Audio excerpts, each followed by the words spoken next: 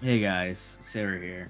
Straight to the point, Niv Studios, creator of Boing Kid, is accusing IDW and as a result Sega of plagiarizing their Boing Kid to create Belle the Tinkerer.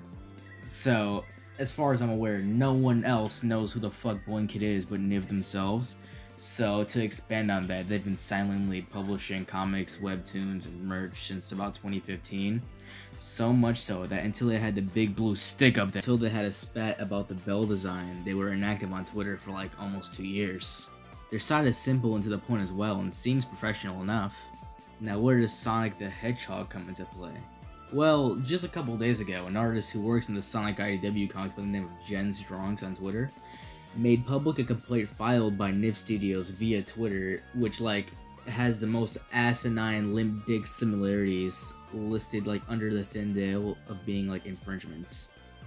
And I quote, Boing Kid is a toy with a round head, red clown nose, 3 freckles on cheeks, feet are springs, and other details which, if I'm being honest, applies to numerous clown and Jack in the Box characters as a whole. It's a stretch to say the least, but it doesn't end there.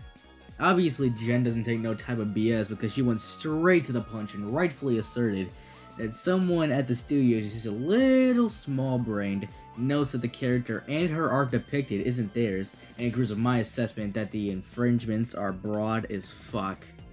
Please notice how she only asserts her art isn't theirs. That's because, to my understanding, Niv Studios filed a complaint towards the artist unbeknownst to them that a completely different fella designed the character altogether. And of course, like the classy guys that are over there at Niv Studios, they didn't back down at all. Going, if you were rightful, maybe there would be no need for insulting words, sis. And just generally embarrassing themselves in the thread.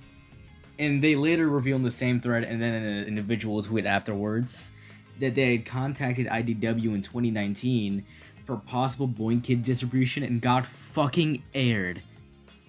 Completely aired to the point where they're molding on Twitter.com over nothing. And it's clear that the purpose of this is to imply that the creation of Belle was from them taking the concept of their presented comics like it's a fucking conspiracy theory and converted it into a Sonic character for whatever reason. And to make matters worse, they kept making tweets poking the bear as if the comparisons weren't totally out there, and that celebrating their false claim was of course followed through by the shitty Twitter mod team. The reason I'm making this video though is because of this tweet I saw on my timeline, which, goddamn, they beating their ass in the quotes for one, and for two, it depicts their main grievances with Belle. And I want to personally debunk these now because they're so out there it's nuts. And it's strange because they're fighting so hard to make it seem super obvious when all of this is circumstantial at best. As you can see in the image, all they really do here is leverage the release date of their stuff being earlier than Belle's debut. When you get into the actual assertions made about Belle in specific, they're completely asinine. Especially with how the fact they try to portray the mystery behind her, even though by the time they posted their grievances, at least in the IDW canon, those mysteries are literally solved to her. They post this today, by the way. And they try to make it seem like no one knows why Belle's a clown, and yet that can easily be explained by her backstory. Belle was created by Mr. Tinker, which, if you're out of the loop with the IDW comics, is an amnesiac Dr. Eggman, or Robotnik if you will.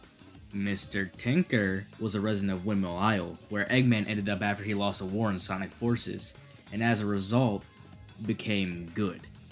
He became the local handyman for the village because he still had recollection of his engineering and mechanical prowess. They also make it clear that he's good with kids, even at one point making a tame version of Eggman Land from a fragment of his old amusement park conquest memories. So it makes total sense why he'd make a clown companion. It'd be entertainment to the kids while also being a helping hand with his workload. He's capable of making one, so why not? The comparison can also be made to Eggman's lackeys like Orbot and Cubot, so and no one says like they rip off robots even though they're very generic in design, so I don't get where Bell crosses a line. They also try to like present Bell's quote-unquote flexibility as a core character trait, even though they make it clear that those reflexes aren't even intentional, it's as a result of her like innate design. They also claim that they both share, looking for purpose of their creation in the story, even though, like I said, by the time this was posted, Bell knew that Mr. Tinker had turned back into Dr. Eggman.